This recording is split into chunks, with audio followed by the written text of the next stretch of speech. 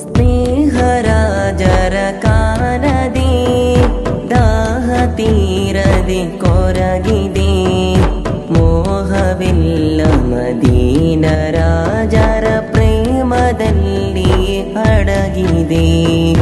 ಯಾರ ಪ್ರೀತಿಗೆ ಮೋಸ ಹೋದರು ತಮ್ಮ ಪ್ರೀತಿಯು ಶಾಶ್ವತ, ಯಾವ ಸ್ನೇಹವು